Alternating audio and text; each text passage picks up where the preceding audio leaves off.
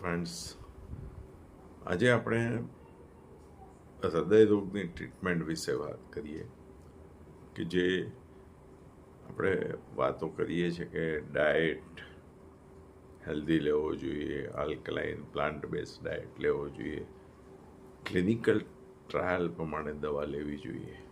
હોસ્પિટલોમાં શું કરે છે, તમારી એન્જિયોગ્રાફી કરે અને પછી જે બ્લોકેજ બતાવે છે તે ડૉક્ટરના લમસમ જજમેન્ટ હોય છે, તેમાં કોઈ અલ્ટ્રાસાઉન્ડ નથી હોતું. એટલે તમને એક ભ્રમણામાં આપણે આવી જઈએ. ચાલો 95%, 99%, 100%, 80% આવા બ્લોકેજ ડૉક્ટર સાહેબે બતાવ્યા. પણ ડૉક્ટર તો રોજની 20 એન્જિયોગ્રાફી કરતા હોય, 25 કરતા હોય, તે તો ભૂલતા જાય. આપણા મગજમાં એ ઘર કરી જાય અને તે કાઢવું બહુ મુશ્કેલ છે. માઇન્ડમાંથી કાઢવું, માઇન્ડમાંથી નીકળી જાય તો હૃદયમાં તો બ્લોકેજ હોય છે, પણ એવા ટકાવારી નથી હોતી. નેરોઈંગ, લિપિડ પેરોક્સિડેશન, કેલ્સિફિકેશન, ઇન્ફ્લેમેશન, મોનોસાઇટ્સ, મેક્રોફેજ, ફોર્મ સેલના હિસાબે નેરોઈંગ થતું હોય છે ખરાબ કોલેસ્ટ્રોલથી, પણ તેવી ટકાવારી નથી હોતી. બીજું એક ભ્રમણા એવી છે કે બાયપાસ સર્જરી કરી એટલે હૃદય રોગ મટી ગયો. હૃદય રોગની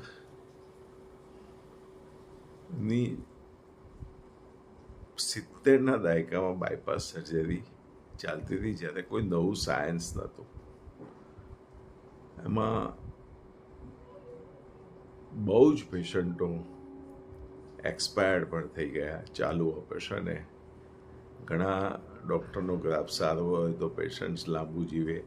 આજે બાયપાસ સર્જરી પછી કમ્પલસરી કહેવામાં આવે છે કે તમારે વોક કરવું જ પડશે, કરવું જ પડશે.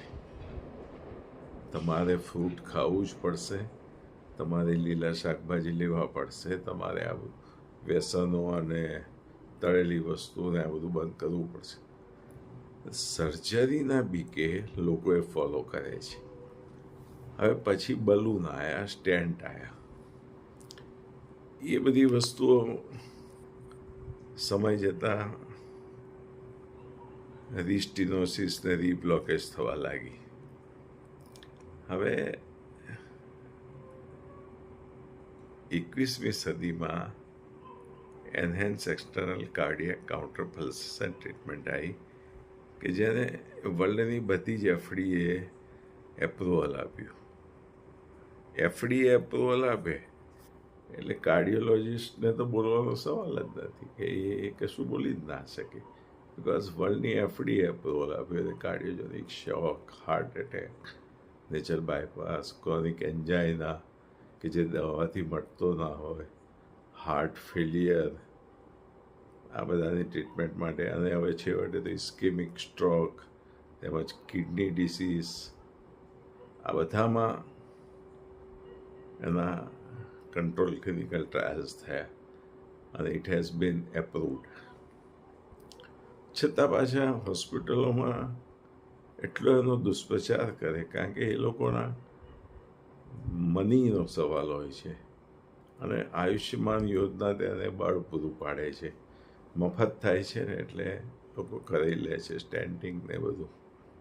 બધું સરકારે પણ સમજવું જોઈએ કે જેમ અમેરિકામાં મેડિકેરે એને પાસ કર્યું છે, ફોરેન કન્ટ્રીઝમાં ગવર્મેન્ટ સ્કીમોમાં પાસ થાય છે પૈસા. તામિલનાડુ સ્ટેટમાં ગવર્મેન્ટમાં ECPના પૈસા પાસ થાય છે, ઇન્સ્યોરન્સમાં પાસ થાય છે. પણ સરકારને એટલી ખબર નથી પડતી કે આનાથી હોસ્પિટલો તાગરધીધના કરે છે અને સ્ટેન્ટના અને બાયપાસના ડૉક્ટરો તાગરધીધના કરે છે. આમાં હાર્ટ ફેલિયર હોય, મેસિવ હાર્ટ એટેક આવ્યો હોય, અથવા જીનેટિક ડાયલેટેડ કાર્ડિયોમાયોપેથી હોય, આલ્કોહોલિક કાર્ડિયોમાયોપેથી હોય, તો હાઈ બીપીના હિસાબે કાર્ડિયક હાઇપરટ્રોફી થઈ હોય અને કાર્ડિયોમાયોપેથી થઈ હોય, એવા પેશન્ટ્સમાં ચેસ્ટ પેન થવું શ્વાસ આવવો એ ચડવો એ વ્યાજબી વાત છે. હવે તમે તેને એન્જિયોગ્રાફી કરે. એન્જિયોગ્રાફીમાં ડૉક્ટર તદ્દન ખોટા બ્લોકેજ જ બતાવતા હોય છે. એમનું માઇન્ડ જે પ્રમાણે ચાલે એ પ્રમાણે બતાવે. એવું કોઈ નેરોઈંગ હોય છે એટલે એ ટકાવારી લખી દે. ટકાવારી આપણા મગજમાં ઘર કરી જાય. પરંતુ અત્યારે મેડિકલ દવાઓ એટલી સરસ કાર્ડિયોલોજીમાં શોધાઈ છે કે જેના મલ્ટિપલ ટ્રાયલ થયેલા છે. ઇસ્કેમિયા, સ્ટેરોઇડ રિવર્સલ, સેટર્ન, કરેજ, જે બ્લોકેજને રિવર્સ કરે છે અમુક સમય સુધી લેવાથી, અમુક માત્રામાં લેવાથી. હોસ્પિટલમાં શું કરે કે તમને ઓછા પાવરની દવા લખી આપે, એટલે તમને ફરી તકલીફ થાય એટલે તમે દોડતા પાછા ભાગો હોસ્પિટલને, પછી સ્ટેન્ટિંગ મૂકાઈ દો અથવા બાયપાસમાં જતા રહો. લોકો ગભરાઈ જાય છે અને એનો મેક્સિમમ લાભ હોસ્પિટલો લે છે. જ્યારે intensive medical treatment, plant base vegetarian diet, fruits, dry fruits, millets ખોરાકમાં, લંચ અને ડિનરમાં, પ્રોટીનવાળો ખોરાક, લેન્ટિલ્સ, ભાજી, વિવિધ પ્રકારની ઓમેગા-3 ફેટી એસિડવાળો ખોરાક, તેમજ ECP ટ્રીટમેન્ટ કે જે ટ્રેન સર્ટિફાઈડ ડૉક્ટર પાસે તમે લો તો તમે સાહેબ જિંદગીભર તમારે સર્જરી સામે જોવું ના પડે. બાયપાસ સર્જરી કર્યા પછી કે એમાં બ્લોક તો રિમૂવ નથી થતા, બ્લોકની ઉપરના આર્ટરીના ભાગમાં અને નીચેના ભાગમાં સાંધોમાંથી લોકલાઇઝ બ્લડ ફ્લો વધારે છે. તો ડૉક્ટર પણ કહે છે, તમે ડૉક્ટરને બાયપાસ પછી એમ કહો કે મારી એન્જિયોગ્રાફી કરો તો એ નહીં કરે. કારણ કે એન્જિયોગ્રાફી એ બાયપાસ અને એન્જિયોપ્લાસ્ટીમાં જવાનો રસ્તો છે કે ડૉક્ટર ડિસાઇડ કરે ઇમરજન્સીમાં કે ભાઈ આનો દુખાવો બહુ છે. દવાઓ જ અત્યારે મસ્ત શોધાઈ છે કે એન્જિયોપ્લાસ્ટીની જરૂર નથી, પણ છતાં હોસ્પિટલમાં ડિસાઇડ કરે કે આને સ્ટેન્ડ નાખવું છે ઇમરજન્સીના 1 કલાકમાં, 90 મિનિટ્સ મેક્સિમમ ગોલ્ડન અવરમાં, તો એ નાખી શકે અને પેશન્ટનું માયોકાર્ડિયમ બચી શકે. બાકી અત્યારે જે એન્જિયોગ્રાફી થાય છે કે ભાઈ આટલા ટકા બ્લોક, એ બધું જ તૂત છે. એ બધું જ એક ગેમ છે. તમે ઇન્ટેન્સિવ મેડિકલ ટ્રીટમેન્ટ એન્ડ સ્ટેમી એટલે પાર્શિયલ હાર્ટ એટેક હોય, નાનો હાર્ટ એટેક, તો એન્ટીથ્રોમ્બોટિકના ઇન્જેક્શનનો કોર્સ 8 દિવસનો, અને મેસિવ હાર્ટ એટેક હોય તો ફાઇબ્રિન સ્પેસિફિક થ્રોમ્બોલાઇટિક 5 સેકન્ડનો એક સિંગલ ડોઝ હોય છે, અને બીજું રેટેપ્લેઝ આવે છે તે 10-10 મિનિટના IV ઇન્ફ્યુઝન હોય છે અડધો કલાકના અંતરે, કે જે ખૂબ જ નોર્મલ પ્રોસેસ છે. અને તમે ઇન્ટેન્સિવ મેડિકલ ટ્રીટમેન્ટ ચાલુ કરી દો.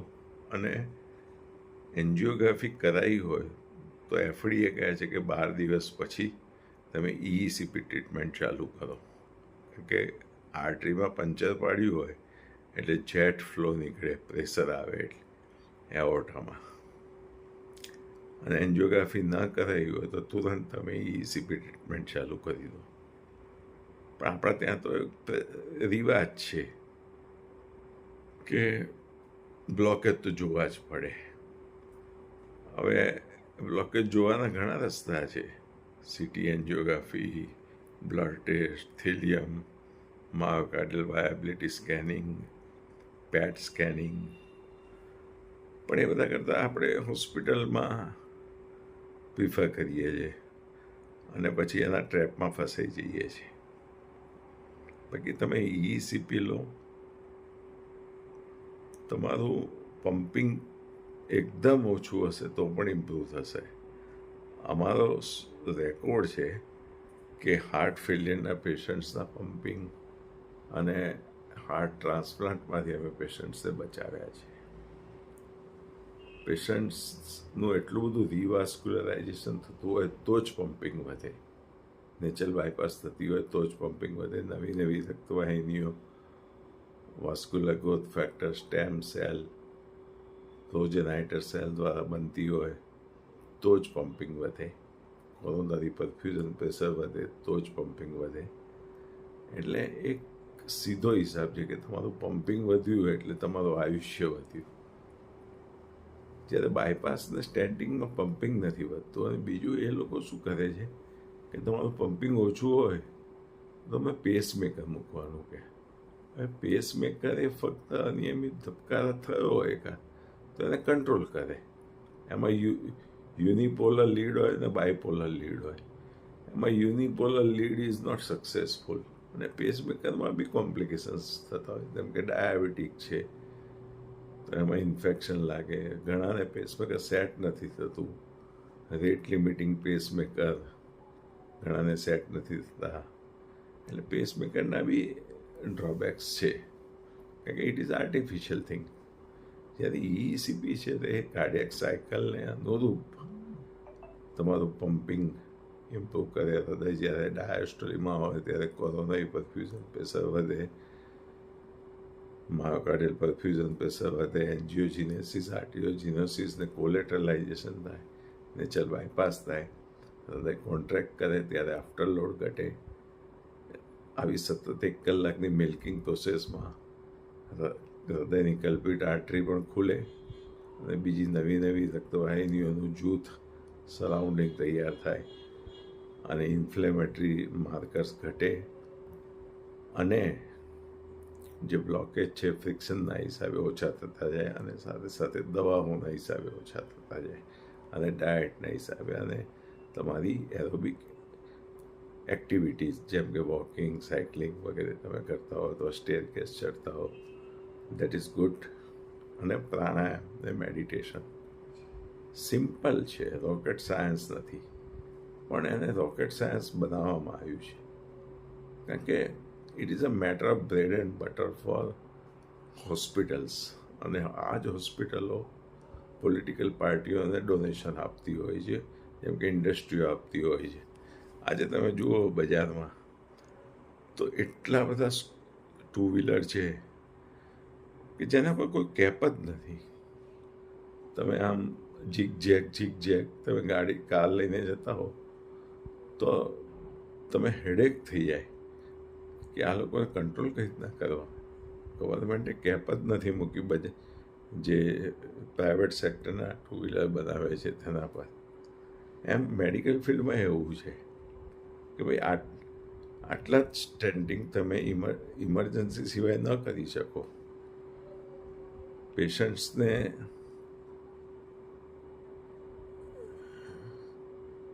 બાયપાસ સર્જરીથી ફાયદો થતો હોય અને સપોઝ પેશન્ટ ડાયાબિટીક હોય, કિડની પેશન્ટ હોય કે પેશન્ટ્સ કાર્ડિયોમેટાબોલિક સિન્ડ્રોમમાં હોય તો એવા પેશન્ટ્સનું પમ્પિંગ ઓછું હોય એવા પેશન્ટ્સમાં તમે બાયપાસ સર્જરી ન કરી શકો.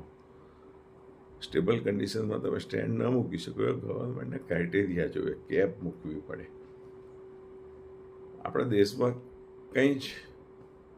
કોઈ જ કંટ્રોલ નથી. ખાલી વોટ બેંક ચાલે છે. એટલે આયુષ્યમાન યોજના હોસ્પિટલો માટે પાસ કરી છે અને લોકો મફત હોય છે એટલે લોકો એને પ્રાધાન્ય આપે છે.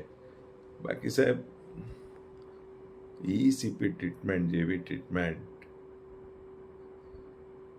વિધાઉટ સર્જરી, વિધાઉટ ઇન્વેશન તમને આ સેન્ચુરીમાં મળી રહી છે. એ તમારું લક છે કે તમે સર્જરીમાંથી બચી રહ્યા છો, સ્ટેન્ટિંગમાંથી બચી રહ્યા છો. અને નવી દવાઓનું સંશોધન એ પણ આપણું લક છે. અને ખોરાકમાં અવેરનેસ એ પણ આપણું લક છે. અને જીવન જીવવાની પ્રણાલીમાં સુધારો એ પણ આપણું લક છે. એટલું બધું સાયન્સ ડેવલપ થયું છે. એટલે મોસ્ટ બને ત્યાં સુધી આઉટસાઇડની વસ્તુઓ શરીરમાં ના નાખો અને નેચરલ પદ્ધતિથી FDA એપ્રુવ ટ્રીટમેન્ટથી તમારું હૃદયને પમ્પિંગ વધારો, નેચરલ બાયપાસ કરો, ઇન્ટ્રિન્સિક માયોકાર્ડિયલ કોન્ટ્રેક્ટિલિટી વધારો અને હૃદયને રેજ્યુનેટ કરો. તમારું જીવન લંબાશે, તમારી વાઇટાલિટી વધશે, સેરિબ્રલ પરફ્યુઝન વધશે, હોલ બોડીનું પરફ્યુઝન વધશે. એટલે વિચારીને તમે ટ્રીટમેન્ટ લો. બ્લોકેજથી ગભરાશો નહીં અને બ્લોકેજને થી હાર્ટ એટેક પ્રૂફ બનાવવા માટે સ્પેશિયલ દવાઓ આવે છે જે તમને હાર્ટ એટેક પ્રૂફ બનાવે.